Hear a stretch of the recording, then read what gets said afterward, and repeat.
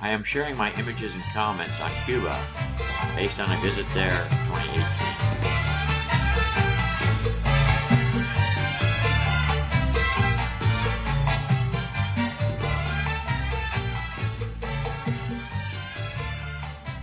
A metaphor. Walking the streets of Havana in March 2018, I spied a man in a white t-shirt watching a spontaneous soccer match below his crumbling apartment. Beneath him, a pallid woman lies prone, staring perhaps in a trance, and maybe she is ill. A soccer ball occasionally bounces off her body without moving her. This woman is Cuba, subdued and motionless, but looking skyward and hopeful. She sees the failure of her effort to build a new social order, and yet a new generation of Cubans play all around her.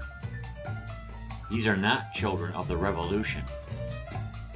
These boys are playing soccer, a sport that is gradually supplanting baseball as the national pastime. Change is coming, but probably not fast enough for the guy on the balcony.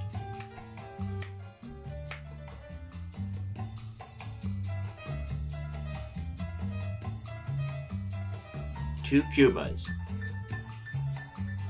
Like individuals, nations and their citizens present two selves. It is sometimes hard to tell which is more genuine, or if political or polite appearances on the surface actually reflect the inner reality. Art is often a conduit of clues about a nation's character and style under the surface. Not always, but often.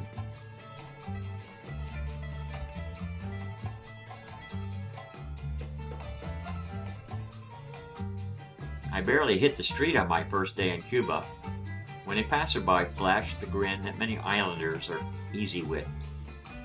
However, the blank stare of the green alien persona painted on the wall next to him and barred entrance gave me pause. Two thumbs up offer the promise of Havana's good life, but the haunting eyes of that long green face cast a shadow on the friendly gesture.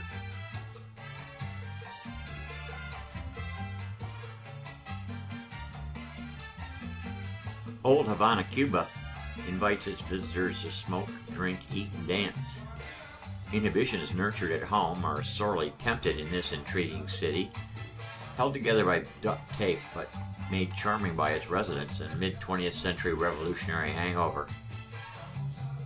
Down the street from my hostel or residence are well-attended bars, where both men and women patrons mingle with drinks in one hand, maybe two, and cigar in the other. Rum and coke before dinner is a custom that purportedly prepares the diner's digestion of some meat or fish treat, neighboring with rice and beans. Drinks are cheap, around $2, but Cuban cigars burn $4 and more.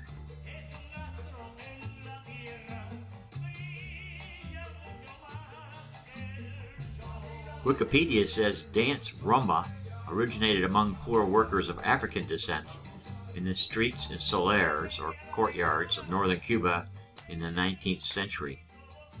Rumba remains one of Cuba's most characteristic forms of music and dance, featuring vocal improvisation, elaborate dancing, and polyrhythmic drumming.